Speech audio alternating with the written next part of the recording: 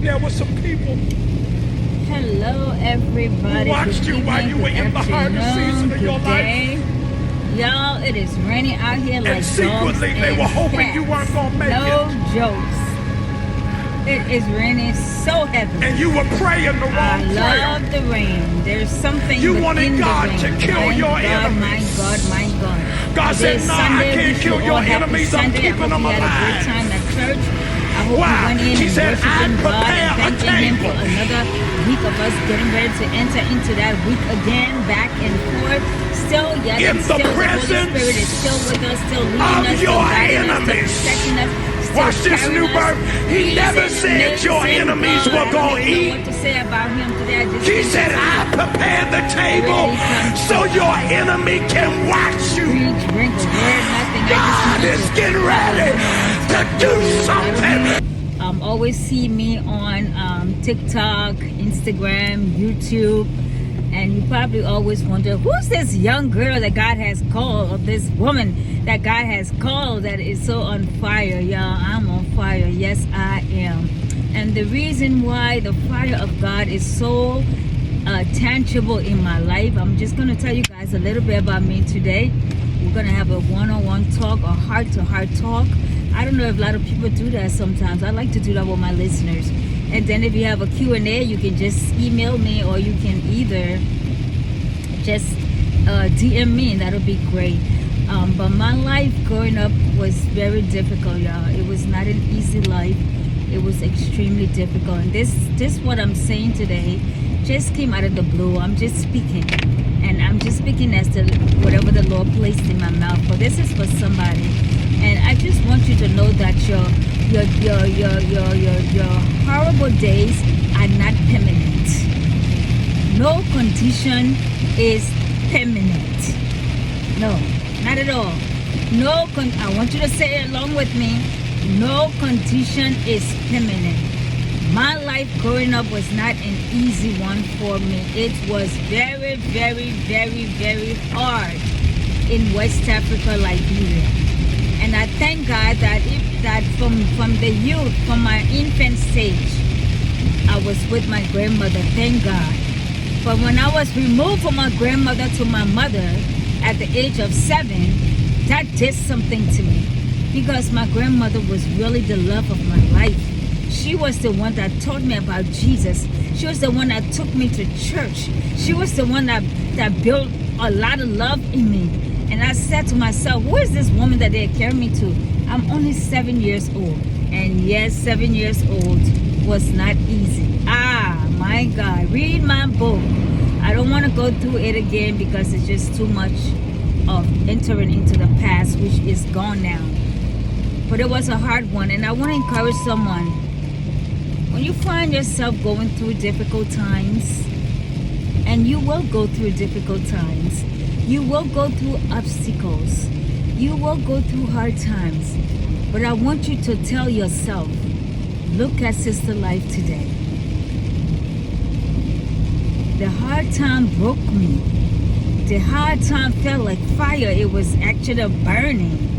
But those were the purging times in my life. And when it was all said and done, and God is still doing the purging, the fiery inside of me, this is why now I'm bold enough to come out in order to tell people about the goodness of Jesus.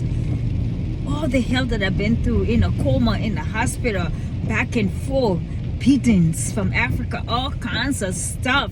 Black sheep of the family talk about it. Nobody wants to talk to you because it seemed like, we don't want to talk to her. Why? Nobody knows why. You're just mad for no reason. You're just absolutely mad for no reason with this individual that you just stopped speaking to for like ever. Your own mother that carried you 9 months. If she can look at you of years and years and years and never pay a visit to you, that should tell you. But God says in His Word, if I can love the bird of the air,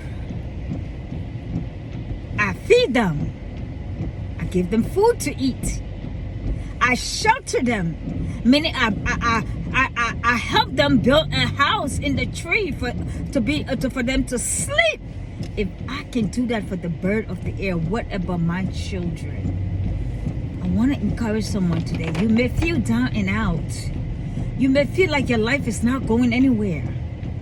You may feel like, Lord, I don't know what's going on, but I'm tired. And I'm at the point of throwing in the towel.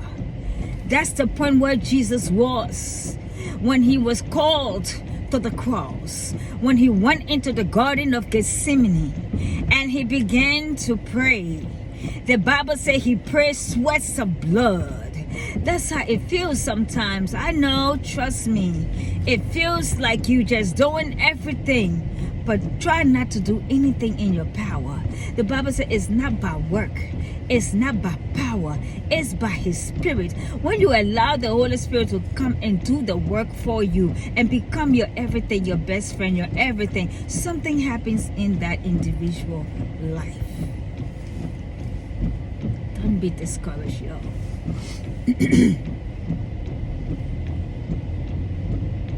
Don't be discouraged.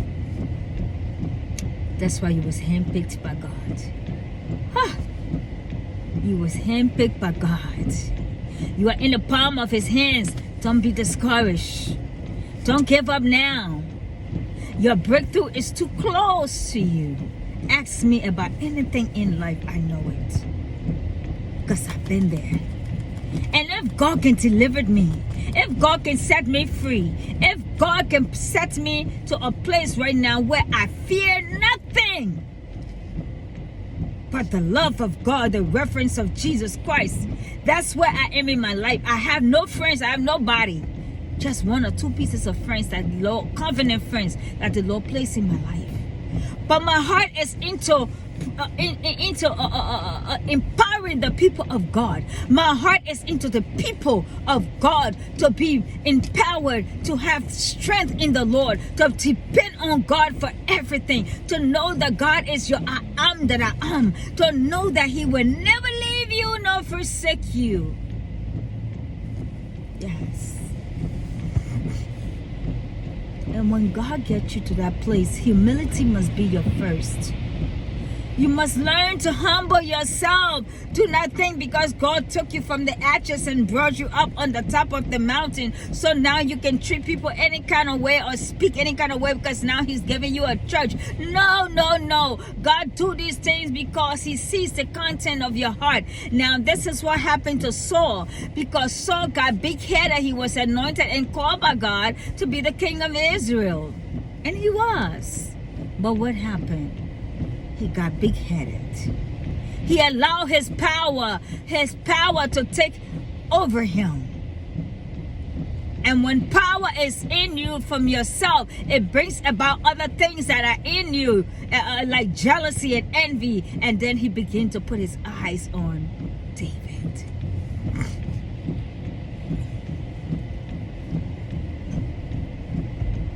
Hayarabasha. Depend on God, y'all. Depend on God. He's your everything. He's your source. He's your rock. He's your everything. Nothing missing, nothing broken. There is none besides him. I'm telling you.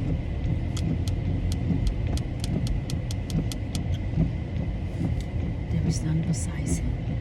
He's Alpha. He's Omega. He's the beginning, he's the end. There is none besides him. I'm telling you. He is all that and some. He is our everything. Our rock of ages. The I am that I am, Ancients of Days. That's who he is. That's who the Father is. He would never leave you nor forsake you. He will always hold on to your hands if you place your hands in his hands and it's intertwined. He will never leave you. I don't care how tough the going gets and how tough how tough it is in this life. Trust God through every circumstance and situation. Trust